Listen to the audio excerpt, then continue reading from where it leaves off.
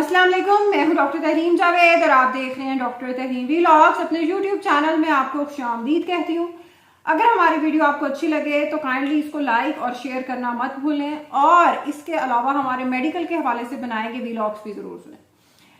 पाकिस्तान के इलेक्शन में, जो पाकिस्तान की तारीख का शायद लंबा तरीन इलेक्शन हुआ है 8 फरवरी को, और वैसे तो 9 फरवरी को असल इलेक्शन हुआ। बहरहाल इस इलेक्शन में अब हल्के खुलना शुरू हो गए हैं। जी हाँ, सुप्रीम कोर्ट ऑफ पाकिस्तान ने यह बाकायदा फैसला दिया है और हल्का जो खुलने जा रहा है वो है किला अब्दुल्ला में, जहां एएनपी के ज़हूर खान ने दरख्वास्त दी थी और वो कॉन्टेस्ट कर रहे थे और कहा यह गया था कि इतनी कुछ हलकों में, इतनी कुछ जगहों पे वोटिंग हुई है।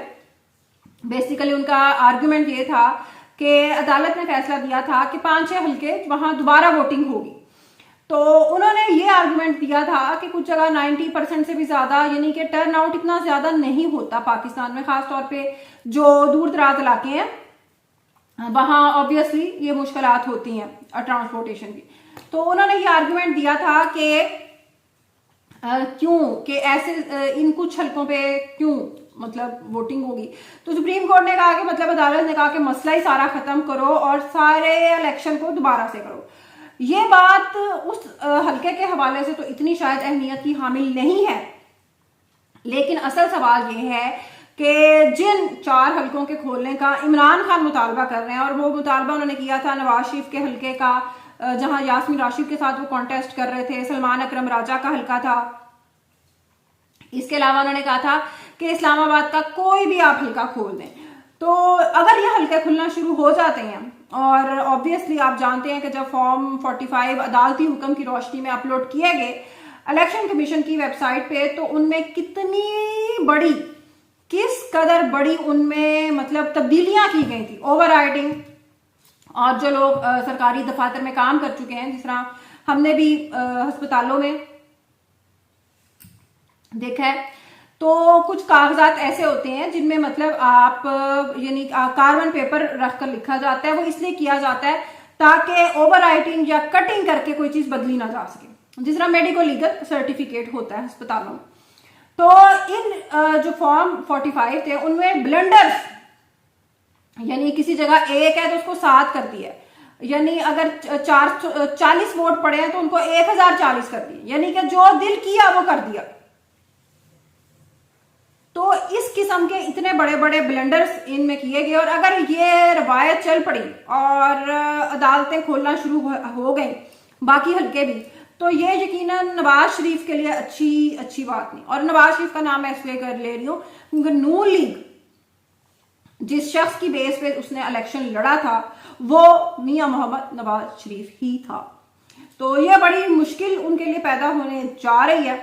कुछ अच्छे फैसले कर रहे हैं शहबाज शरीफ साहब, जिनमें मेरा ख्याल है जाती तौर पर सबसे बड़ा जो अच्छा फैसला अभी तक उन्होंने किया है वो किया है कि इसहाक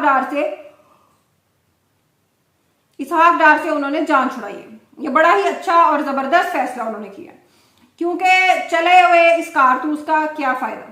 बहरहाल पाकिस्तान की सियासत में एक बहुत बड़ा जो किरदार रहा है वो है वर्दी की ताकत का, एस्टेब्लिशमेंट का।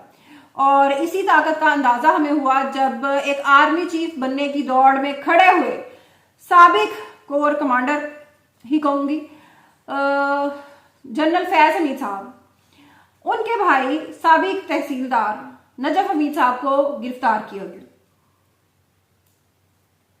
और आप वर्दी की ताकत का अंदाजा लगाए कि ये सारी करप्शन वो पहले भी करते रहे थे, ये सारा कुछ वो पहले भी कर रहे थे, और यकीनन ये उन्होंने कोई एक दिन में तो करना नहीं ना शुरू किया होगा।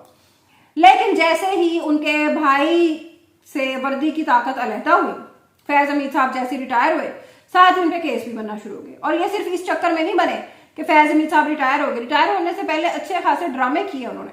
नादरा के रिकॉर्ड को लेकर चले गए थे सऊदी अरब कि जी हमें बचाओ, हमें ये जो एक मुतनाजा मसलक से ताल्लुक रखने वाले शख्स को आर्मी चीफ ना बना। तो ये जनाब के कारनामे थे। तो अब छितर ना खाएं तो क्या करें। एक भाई आर्मी चीफ बनने के ख्वाब देख रहा होता है और दूसरा भाई तहसीलदार होता है, और जैसे ही वर्दी खत्म होती है, साथ ही गिरफ्तारियां शुरू हो जाती हैं। अच्छा, इंटरेस्टिंग बात क्या हुई उसमें कि उन्होंने फरार होने की भी कोशिश की। अब फरार होके जाना कहाँ था, और टीवी पे खबरें चलती रही कि उनको फरार करवा दिया गया। यकीनन उनकी हमायत याफ्ता लोग मौजूद हैं, अदारों में इस वक्त मौजूद है, लेकिन उनको फिर पकड़ लिया गया और अब पेश किया जाएगा उन्हें अदालत में। देखिए उसमें कितना इंसाफ हो सकता है, क्योंकि पाकिस्तान में इंसाफ सिर्फ तभी होता है जब ना आपका वक्त खराब होता है या आपके कह लें कि एस्टेब्लिशमेंट के साथ ताल्लुकात खराब हो जाते हैं, वरना आप जो मर्जी करते रहे, यहाँ कोई फर्क नहीं पड़ता। इमरान खान ने घड़ी कोई पहले साल, वो आखिरी साल तो नहीं ना ले ली थी 2022 में, तो वो तो ये सारी चीजें पहले ही चल रही थी, लेकिन जब किसी शख्स के साथ ताल्लुकात खराब हो जाते हैं तो फिर फाइलें खोल ली जाती और फिर कभी फाइलें रऊफ क्लासरा जैसे इन्वेस्टिगेटिव जर्नलिस्ट को दी जाती हैं, कभी अरशद शरीफ जैसे, और बेशुमार इसमें सहाफियों के नाम आते हैं। और जब वो फाइलों वाले बंदे चले जाते हैं तो उसके बाद कोई इन्वेस्टिगेटिव जर्नलिज्म नहीं कर पाते। इंशाल्लाह कल मिलेंगे एक नए व्लॉग के साथ। अल्लाह हाफिज।